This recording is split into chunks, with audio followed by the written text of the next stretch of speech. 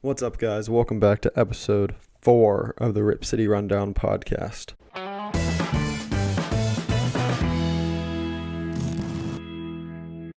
On today's podcast, I'm going to be discussing some of the recent games for the Blazers, but then I'm going to go into a segment, and it's going to be my bright spots and disappointments for the Blazers as of Friday, January 15th. So we're currently 7-5, obviously. And we just came off a back-to-back. Some big news from that game I'll get into, but we're just going to go in. My last podcast was after the Lakers game, so a while ago, so we've got a lot to talk about. I'm not going to be super in-depth on the games that were over a week ago. I'm more going to look at the past couple of games. So the first game I'm going to look at in this one is the game against Chicago. That was our last loss before the Pacers game last night. And in that loss, there were some major flaws that I saw with this team. And it's flaws that we've been discussing for a long time. It's that team defense. It's that Enes Kanter, Carmelo Anthony lineup, and the fact that Carmelo Anthony shouldn't be playing 28 minutes a game. It's not something we should worry about too much right now, but it is something where I'm just like, I don't want you to be playing that many minutes. I need more minutes going to Gary Trent Jr., even to Kanter over you. Probably in your contract, there was an incentive, or we said, like, we'll give you minutes if you sign the minimum, but that's not what I wish we did. Wish we just either let you go or signed you. But I'm not mad at your play, because you've been, as we look at the three-point percentage just for this team, our best three-point shooter right now is Carmelo Anthony, and he's putting up 4 attempts a game. He's shooting 43.5%. That's even better than CJ this year. I mean, granted, CJ is putting up 11 attempts a game and hitting 5, but he is shooting better than CJ at the moment. But I'm going to go in depth now on the Indiana game last night. I think this is the most important game we should talk about, and I'm going to be honest, I didn't watch this game too deeply. I had other things to work on, but I did watch intently the third quarter and the beginning of the fourth when we were starting to mount a comeback. But obviously it was 26-26 at the end of the first. And then we just absolutely just got blown out in the third quarter. We were outscored 33-10 and in the third quarter, the second quarter, And that second quarter was terrible. I mean, it was that bench unit. I mean, Aaron Holiday and Doug McDermott fueled a 12-2 run early in the second quarter, and then Gary Trent Jr. and Anthony Simons were just shooting the ball. They kept putting up shots because they were our best shooters on the court, but they just kept on missing. Gary Trent ended up going 3 for 9 on the day. Simons 0 for 5, all from 3, and most of those threes came in the second quarter. But CJ McCollum returned later in the quarter, and then even as our starters returned, that offense for the Pacers was just too much for the Blazers. We ended up getting outscored by 23 in that quarter, and then from there on, it was about a similar game. We ended up losing by 24. So it was really just that second quarter that ended up costing us the game. But one of the big headlines from that game is Yusuf Nurkic. He left the game with an injury. He broke his wrist. It has come out. He went down at the 8:29 mark in the third and then just walked straight to the locker room. No one knew. Who thought it was a finger? It could have been just a hand. Ended up being a right wrist fracture. And this is a big loss for Portland. We've got, obviously, Kanter and Giles coming off the bench. Giles, however you say it. But neither of them bring the combination of scoring, passing, and defense like Nurkic does. I mean, Giles is going to bring you intense effort, intense defense. He's going to be that energy guy, but he doesn't match Nurkic at all. And then Kanter, he brings the offensive side, but he does not bring the defensive side. So Nurkic, that's going to be a big loss, and we don't know how long he'll be out at the moment. I mean, even though he hasn't been playing that well this season, he's only averaged 10.7.5 boards in 23 minutes, but he has started all 12 games this year, and he's been a key part of our success, as we are currently 7-5 and around 5th in the West. So that was very disappointing last night, and then it's just another theme of just this bench unit is not performing to the expectations we thought they were. I'm going to get into disappointments and bright spots later, but this team has, coming into the year, we prided ourselves off some depth. We thought we were going to have some great depth for this team, but that depth, well, sometimes it proves that it's there. Last night it didn't at all. I mean, some bench players for the Pacers. Doug McDermott had a plus 24 plus minus. TJ McConnell plus 21. Aaron Holiday plus 22. And that's because a lot of that damage came in the second quarter. I mean, Gary Trent Jr. had a negative 24 plus minus. I mean, I'm not saying that's all on Gary. That could just be because the bench unit around him isn't that good. But it's disappointing to see. So that's all I got to say about the Pacers game last night. I mean, you can't be that mad about it. It's off a back-to-back. We went 4-1, and we're 4-1 in our last 5.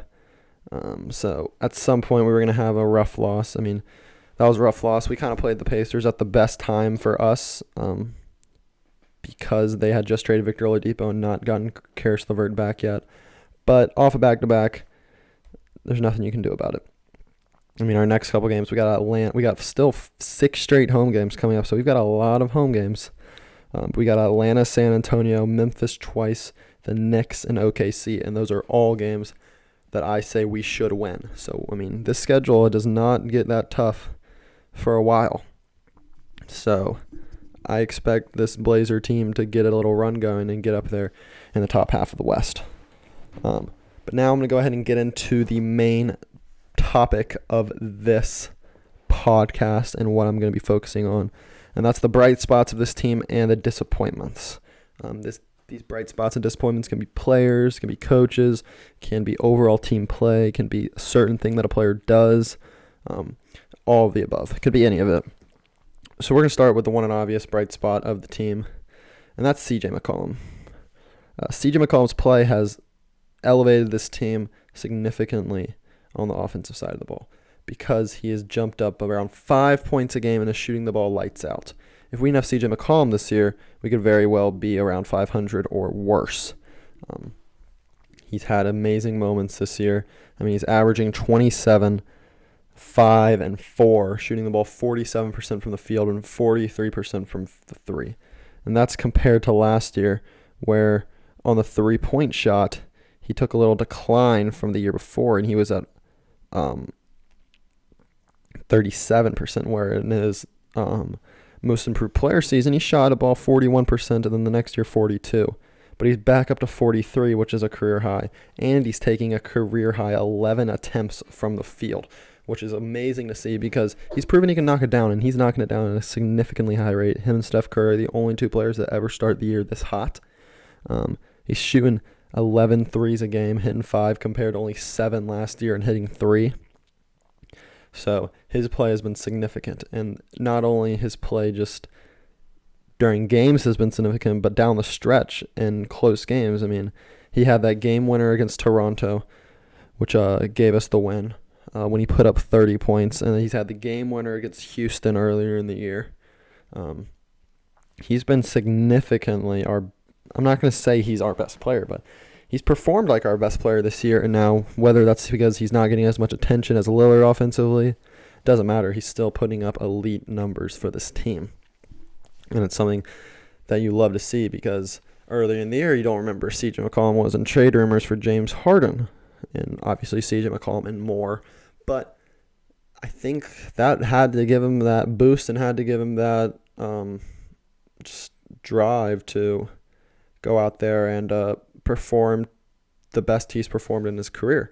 I mean, especially now that James Harden's in the East, I could very well see him being an all-star this year, which would be amazing for CJ. He's deserved it. He's had all-star caliber years in the past. But this one is an all-NBA caliber year at the moment. Will he keep it up? I don't know. I hope he keeps it up, but that's just something we'll see later. The next thing I have, it's a disappointment, and it is Yusuf Nurkic's play. And then now the injury. Obviously, the injury is extremely disappointing for this team. But Nurkic has just not been the Nurkic we wanted to see this year so far. He's had some conditioning issues down the stretch, you can tell. And he's not playing how we expected him to play. He's only averaging 10 points a game, which is something that is really disappointing, honestly. And he's shooting 48% from the field. Not bad, but 48% could do better. And he's only shooting 55% from the line. I mean, this guy's a 67% free throw shooter over his career. And then last year, he shot 88% from the free throw line. I mean, he's only shooting 55% from the free throw line, so that's really disappointing. But, I mean, he's playing less minutes this year so far. He's only playing 23 minutes a game compared to, he played 31 in the bubble. He played 27 the year before, 26 the year before, 29 the year before. He's only playing 23, so this is his least amount of minutes a game as a Blazer so far this year.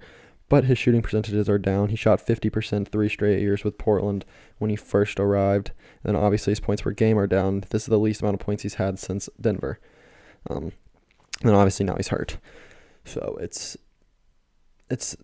just something that you wanted Nurkic to make a huge jump this year. A lot of people were saying, is Nurkic the second best player, especially after that bubble where he averaged 17 points a game, 10 rebounds, and 4 assists, 2 blocks, and 1.5 steals. He was absolutely dogging people in the bubble. And now he's just back to, he's throwing up a lot of flip shots. He's not going in strong to the basket. Now, that started to improve as of recent games. But it's just still hasn't been the consistency we want to see. But obviously now he's hurt, which does suck. I don't know how long he'll be out. Obviously, a right wrist fracture is pretty bad. I'm going to look up right now how long a right wrist fracture, how long it on average takes to recovery. It says you could probably do some physical therapy around 5 weeks. You should be able to return to most sports activities in 1 to 2 months. And this is just the average person. It does say return to all activities in 3 to 6 months. I don't think it's anywhere going to be close to 6 months. I would target around the 1.5 to 2 months range for Nurkic to be back.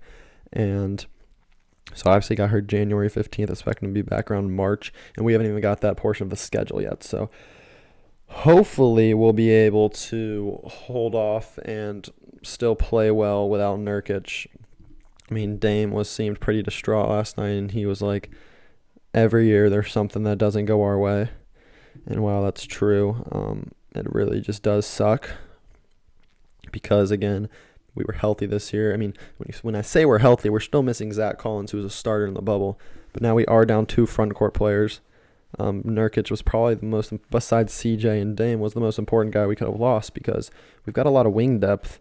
We don't have a lot of big depth down there, especially now with just the disappointing play, which I'll get into later, of Cantor and Melo defensively and when they play together. The Nurkic injury is something that's really going to hurt. But hopefully we're praying for him. He gets back healthy quickly. This doesn't affect him too much. He doesn't get too distraught over this. And he'll come back strong. Again, he's still only 2 years removed, about 2 years removed from that gruesome leg injury. So he's still got to get his conditioning back. He's still trying to get back to old Nurk, and he was getting there. He definitely started to play better as the season continued, but hopefully he gets healthy, gets completely healthy of everything. If he has any lingering leg stuff, anything going on with him, I hope he can get healthy and get back to this team as strong as ever. But that's going to be the first disappointment of the year. My second bright spot of the year is the fact that we are not turning the ball over much this year. We are the second best team. We've given up the second least turnovers a game, only to the Spurs.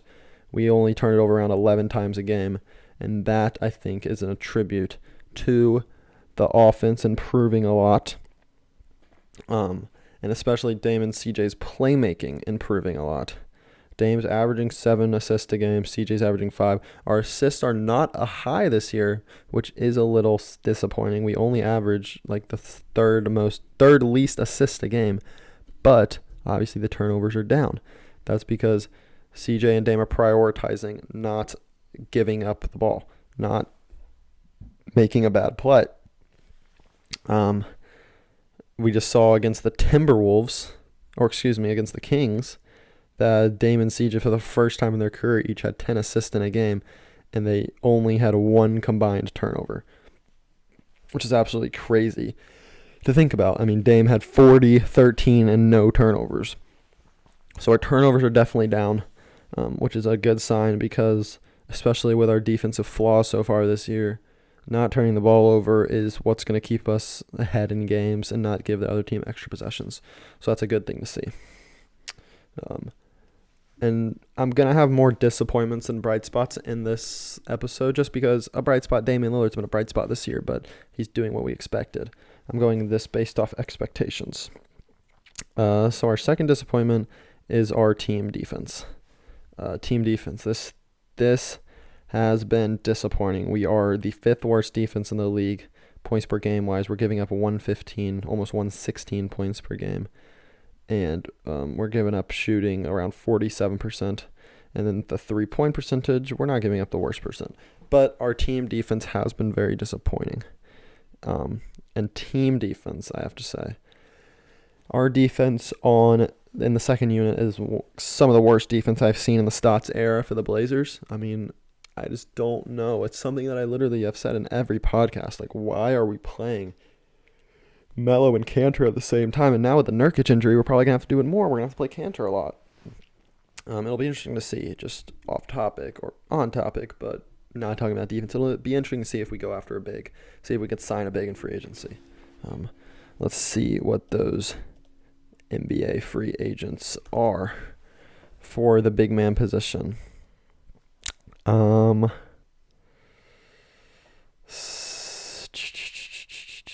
see. Some of the best players in free agency. Okay, here we go.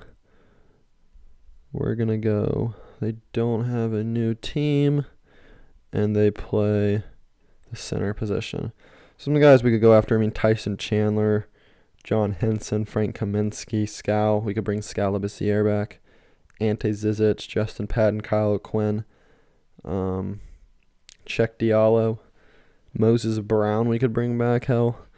But those are just some bigs we could go after. But team defense, back what I'm saying. Cantor has been disappointing defensively. He always gives effort, but he is just not a good defensive player. And it is his fault, but it's not something that I can get mad because we signed him knowing he's not the best defensive player. And he's a good backup center, but he's not a good backup center paired with Carmelo Anthony. And that's where I'm getting disappointed. Carmelo Anthony, now, as much as I love him, as much as he sometimes can bring in the clutch moments, I think he should not be getting as many minutes as he does. Let's see, he's averaging the 5th most minutes on the game, 24.5. He should be averaging more minutes or less minutes than Nurk, Gary Trent, and Cantor. And I even think Hood should have more than him. But Hood has been disappointing this year. He's on my list too. I will get to him in a second. But Melo, his defense this year, he's made some good plays. He made some big plays in the Raptors game. But overall, him and Cantor are terrible on the court together. This defense was supposed to get big upgrades in Derrick Jones Jr. and Robert Covington, while defensively they have been huge upgrades. Their work is being completely shattered by the bad defense of the second unit. Damian Lillard and CJ McCollum have also stepped up their defense this year, but then again, that second unit cannot defend for their life. We've had our great moments, our great moments of defense for this team this year, including games against the Lakers, where Derrick Jones Jr. and Robert Covington made plays after plays on the defensive end. Down the stretch in the Raptors game, our defense stepped up incredibly. Against the Warriors, the first time we played them, our defense was incredible. We've had our games where we've locked down offensively. Even against Sacramento, despite giving up 126 points, there were times in that game where our defense showed the potential that it can bring. But the consistency is nowhere near what it needs to be. So that's just what I got to say when it comes to that defense. That defense needs to improve if we want to have any shot at going far in the playoffs. And it has the tools to improve, but Stotz has got to make some big-time rotation decisions. And whether that means Melo not playing or you never play Melo and Cantor together, especially with the Nurkic injury now, that's something we got to focus on. My last bright spot, as much as I just talked about how bad Cantor's defense was, Cantor is my last bright spot for this team. just compared to expectations. Cantor's only playing 18 minutes a game, which is around what he should be, but he's averaging 10 points and 9 rebounds on the year. He's getting after it on the boards, and he's playing how I perfectly expected him to play on the offensive end. Defensively, he brings the effort. He really does bring the effort, but he is shooting he's not playing the defense as well as I would want him to. But shooting the ball extremely well, shooting at 64% from the field. I mean, obviously all of his shots are twos, but again, that's still very good. Let's see where he ranks on the field goal percentage. He is 6th in the league in field goal percentage, only behind Rashawn Holmes, Steven Adams, Mitchell Robinson, Thomas Bryant, and Bam Adebayo. So when he gets the ball, he's making his shots. He's got a great PER. He's got a 25 PER, which it's insane. I mean, he's 11th in the league in PER. CJ's 10. So he's been a really efficient player, a very good player for this team. But he just sometimes lacks defensively, and that's what I expected. But he's playing not the worst defense. His defense is getting worse because he's playing with Melo. So that is just something that we have to change. And I'm talking to Terry Stotz right now. I wish he was listening, but he probably isn't. He obviously isn't. But and then who knows? Giles, as much as he showed in the preseason, he hasn't looked amazing in the minutes he's gotten. Granted, they are very sparingly low minutes, but his minutes have not been high. And maybe he's playing bad in practice, but we need to get a center or get freaking Zach Collins back, have Nurk play through this injury or something, because we need a center to play defense. But Cantor has been very good offensively, and I'm proud of him for that, and I like what he's done. That's it for the bright spots. I mean, I could talk about Damian Lillard, obviously averaging 27 points a game, 6 assists, 5 boards. But I'm going to focus on the disappointments here. My third disappointment is Rodney Hood. I know he's coming off an injury, and I know how hard that injury is to come off of, but medicine has improved now these days, and I thought Rodney Hood would play a little better, a lot better. He's only averaging 1.5 points a game. Like, in his 21 games last year, he averaged 11. In his 27 games, the prior year, he averaged 10. Or the 27 games with Portland, he averaged 10.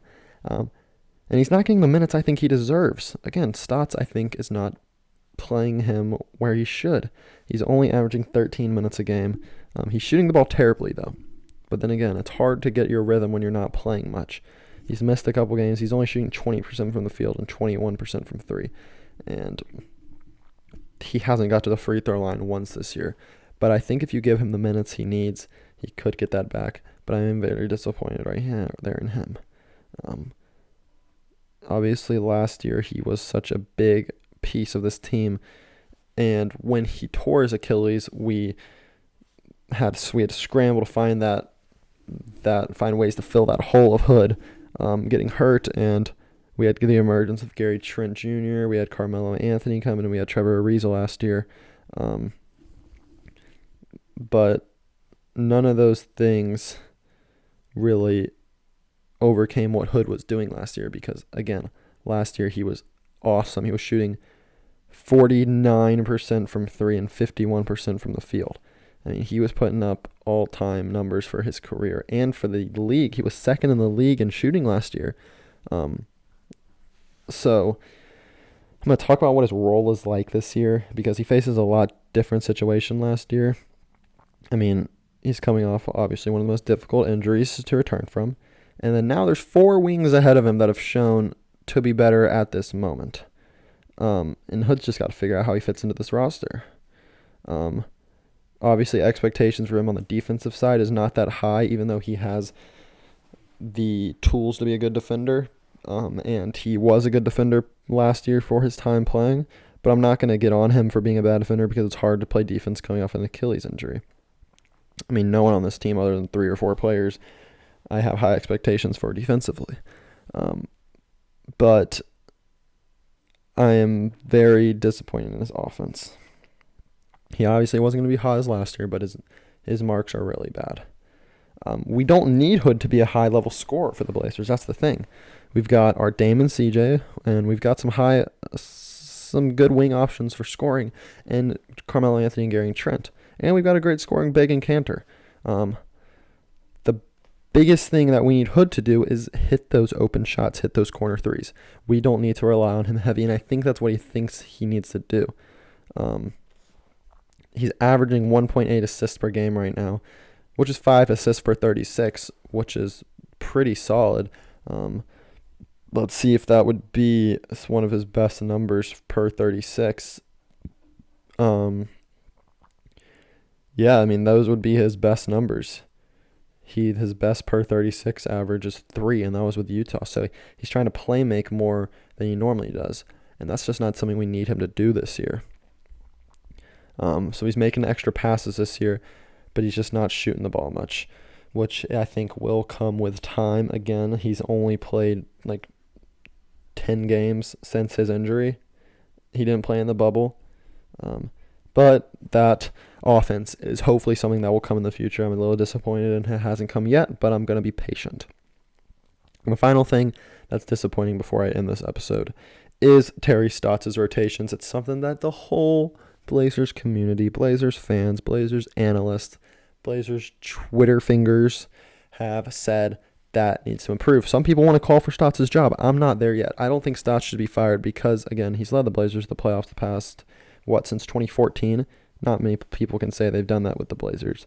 But then again, he has the best player talent-wise in Blazers history. Maybe not talent-wise. Maybe Clyde Drexler or Bill Walton was better. But he is the best Blazer in history.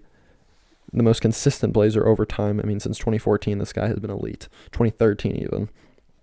Damian Lillard. He's got Damian Lillard. He's got CJ McCollum. He's got Yusuf Nurkic. He's got the talent. This is one of the most talented Blazer teams we've had since probably that team that went to the Western Conference Finals in 2000, not the 2018 team. But he's got to fix his rotations. I mean, I don't know if it's a stubbornness thing that he just doesn't want to. He needs to play Melo. Maybe Melo has to play because of what was told to him. And remember, it's a business first, if we're being honest. It's not basketball, it's business first. But these rotations have been very disappointing, and it's just like, why is Melo and Cantor playing together? Why is Gary Trent Jr. not playing more? That's changed in the last couple games. Why is Robert Covington and Derek Jones Jr. taking such a long rest on the bench? There's just a lot of things. Why is Hood not playing as much as I think he should? Maybe he just hasn't looked. I mean, he hasn't looked good in the game, so maybe he looks terrible in practice too, and Hood's not the same. It's just so much that goes into it. But it's going to have to change. I don't have any specific numbers on me right now that should prove that it's bad. But if you just watch the game, you know that sometimes he needs to call a timeout. Sometimes he needs to get this guy out the game. Sometimes he keeps Dame on the bench too long in the fourth. But then again, you don't want to wear out your stars. Because let's see here how our people are playing minutes per game wise. Hopefully they're not too high in minutes per game. Dame is 11th in the league and CJ is 17th in the league, but they're pretty close to the top. But that's good that he's not playing them because in the past they've been up there in most minutes per game in the league. But he's probably trying to just kind of ease into this season, try to get everyone involved. But especially at this point in the season, you got to get those wins against the easy teams. I mean, some losses. The loss against the Warriors, I know Curry put up 62, but it's still a win. It should be a win. The Bulls game we should have won, and just games like that. And I think a lot of it comes on Stotts. We're sitting at 6th in the West, and we can easily get up there to the top in the West. I think the Lakers are going to end up being the top seed. My predictions at the beginning of the year was Blazers were going to be the 2 seed. Let me pull up my predictions, make sure I'm doing it right. Make sure I'm saying the right predictions. Let's see here. We've got boom, diddy, boom, diddy, boom, boom, boom.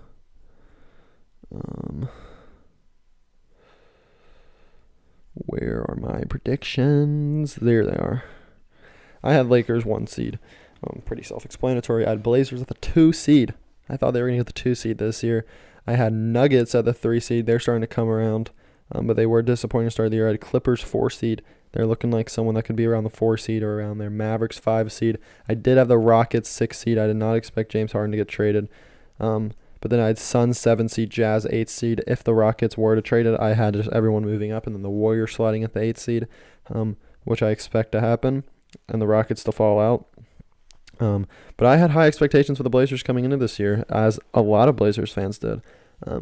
Hopefully those expectations weren't bad, because this team, again, 7-5 isn't bad.